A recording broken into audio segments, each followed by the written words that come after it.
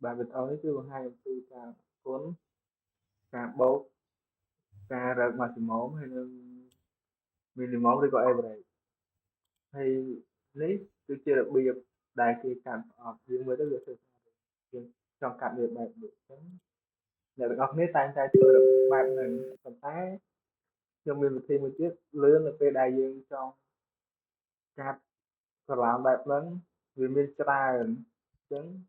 tự nhiên trời sẽ lấy nêu cả lão đại dương trong cặp bài lớnបន្ទាប់មកគឺយើងប្រើជាមួយនឹង LHMA ដើម្បីកាត់វាឲ្យស្អាតបែបនេះហ្នឹងគឺយើងប្រើជាមួយនឹង shortcut របស់ Excel ហើយនេះគឺយើងប្រើគុណគឺយើងចុចស្មើយើងរើសយកកន្លោនដែលយើងត្រូវគុណបន្ទាប់មកគឺយើងដាក់សញ្ញា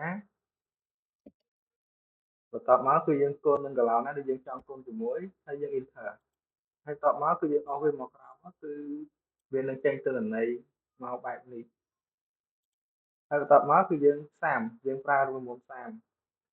យើងចង់បូកវាអញ្ចឹងគឺយើងស្មើយើងសាមវាមកហើយយើង select នៅប្រអប់ណាដែលយើងចង់សាមបញ្ចូលគ្នាបន្ទាប់មកយើងបិទរោងកញ្ចក់វិញដើម្បីឲ្យរង្វង់ដំណើរការហើយយើង enter នេះគឺជាការបូកសរុបទាំងអស់បន្ទាប់មកគឺចូលដល់រូបមន្ត maximum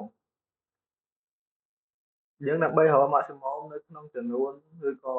តម្លៃអ្វីមួយដែលតម្លៃដែលខ្ពស់ជាងគេគឺយើងត្រូវប្រើជាមួយនឹងរូបមន្ត maximum ដូចគ្នាគឺយើងស្មើយើង maximum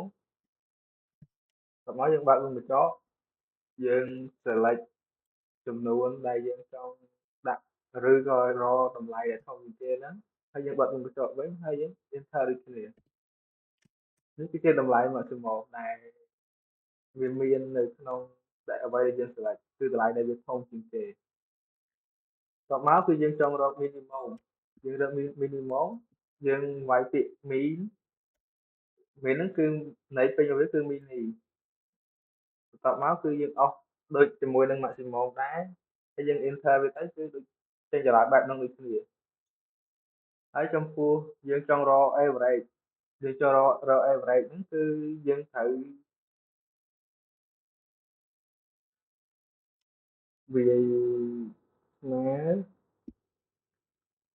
ហើយយើងវាយពាក្យថា average ទៀតយើងវាយពាក្យ average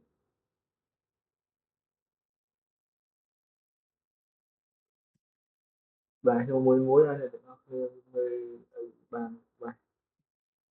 average ហើយយើងបើកមកចោយើង select ចំនួនដែលយើងគណនាហ្នឹងហើយបន្ទាប់មកយើងបិទរោងកញ្ចក់វិញហើយយើង enter បន្ទាប់មកនឹងឃើញចំនួន average ប្រសិនបើវីដេអូនេះមានប្រយោជន៍ដល់អ្នកទាំងអស់គ្នាសូមជួយ subscribe ហើយដាក់សញ្ញារូបកណ្ដឹងដើម្បីទទួលបានវីដេអូថ្មីៗបន្តទៀត